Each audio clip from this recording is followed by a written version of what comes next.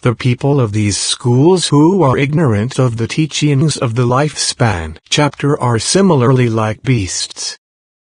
They do not understand to whom they are obligated. Therefore, Mao Lo states, among all the teachings of the Buddha's lifetime, there is no place other than the lifespan chapter where the true longevity of the Buddha is revealed. A person ought to know how old his father and mother are.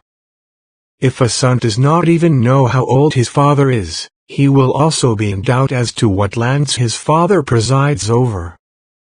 Though he may be idly praised for his talent and ability, he cannot be counted as a son at all. The great teacher Mao Lo lived in the Tianpao era 742-756 in the latter part of the Tiang dynasty. He made a deep and thorough examination of the three treatises, Flower Garland, Dharma Characteristics, True Word, and other schools, and the sutras upon which they are based. Then, he concluded that, if one fails to become acquainted with the Buddha of the lifespan chapter, one is no more than a talented animal who does not even know what lands one's father presides over. Though he may be idly praised for his talent and ability, refers to men like Fatsang and Cheng Quan of the Flower Garland School or the Tripitaka Master Shan Wu Wei of the True Word School. These teachers had talent and ability, yet they were like sons who do not even know their own father.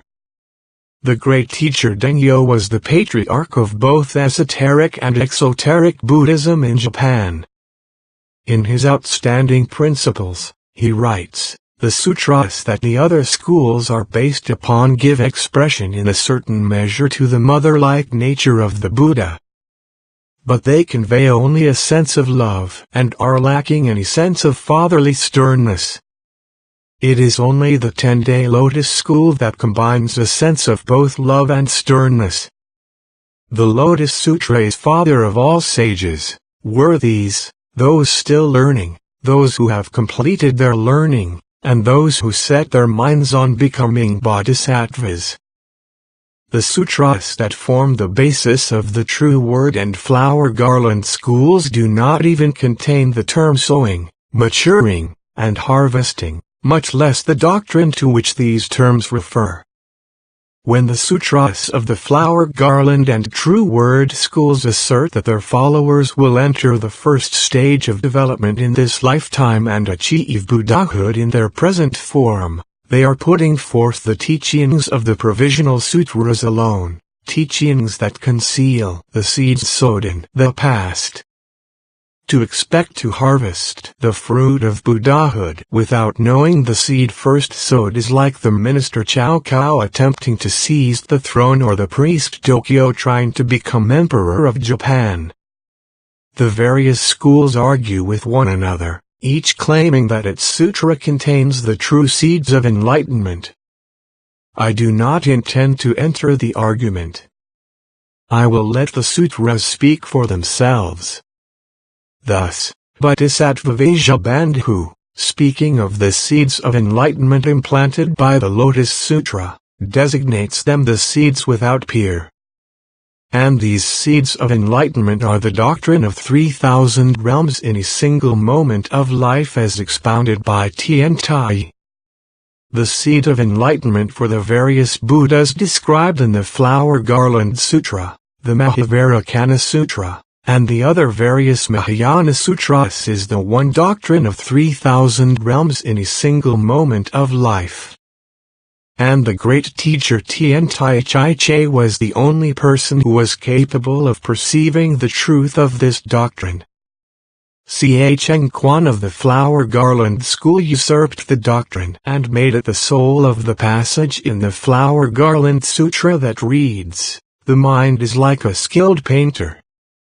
The Mahavajrayana Sutra of the True Word School contains no mention of the fact that persons of the two vehicles can attain Buddhahood, that the Buddha Shakyamuni achieved enlightenment in the distant past, or of the doctrine of 3,000 realms in a single moment of life.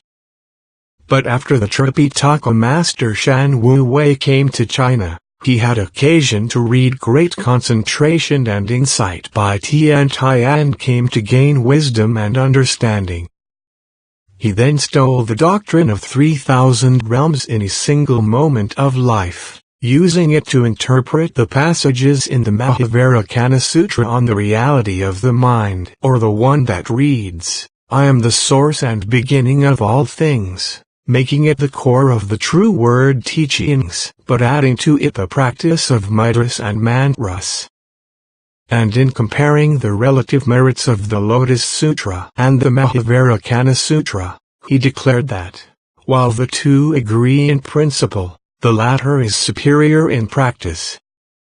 The mandalas of the two realms, the true word teachers claim, symbolize the attaining of Buddhahood by persons of the two vehicles and the mutual possession of the 10 worlds. But are these doctrines to be found anywhere in the Mahavajrayana Sutra? Those who claim so are guilty of the grossest deception.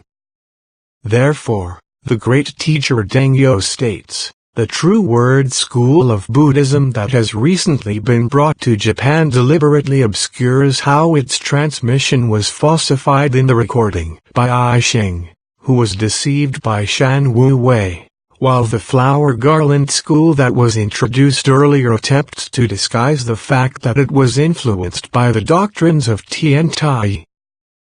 Suppose someone were to go to some wild region like the island of Ezo and recite the famous poem, "How I Think of It, Dim, dim in the morning mist of Akashi Bay, that boat moving out of sight beyond the islands."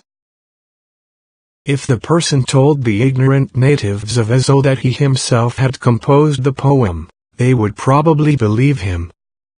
The Buddhist scholars of China and Japan are equally gullible. The Reverend Liang Su states that the doctrines of the true word, Zen, flower garland, 3 treatises, and other schools, when compared with the Lotus Sutra, serve as none other than an introduction to the true teachings of the Lotus Sutra. We are told that the Tripitaka master Shan Wu Wei was subjected to torments by Yama because of his mistaken view that the Mahavajrayana Sutra is superior to the Lotus Sutra. Later, he had a change of heart and became a supporter of the Lotus Sutra, which is why he was spared further torments. As evidence, when he, Pukeung, and the others devised the womb realm mandala and the diamond realm mandala of the true word school, they placed the Lotus Sutra in the center of the 2 mandalas as the supreme ruler, with the Mahavajrayana Sutra depicting the womb realm and the Diamond Crown Sutra depicting the diamond realm to the left and right as ministers to the ruler.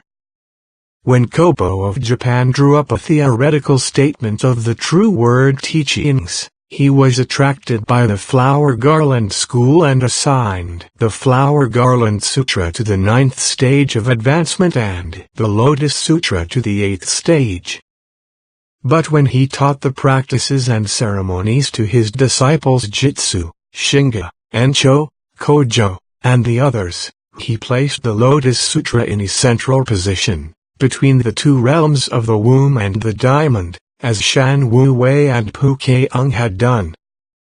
In a similar case, Qiuxiang of the 3 treatises school, in his 10-volume treatise on the profundity of the Lotus Sutra, assigned the Lotus Sutra to the 4th of the 5 periods of teachings, claiming that it repudiated the 2 vehicles to reveal the 1 vehicle of the Bodhisattva and then incorporated the former as the means to attain the latter. Later, however, he became converted to the teachings of Tian Tai. He ceased giving lectures, dismissed his disciples, and instead served Tian Tai for a period of 7 years, personally carrying Tian Tai on his back when Tian Tai mounted an elevated seat for preaching.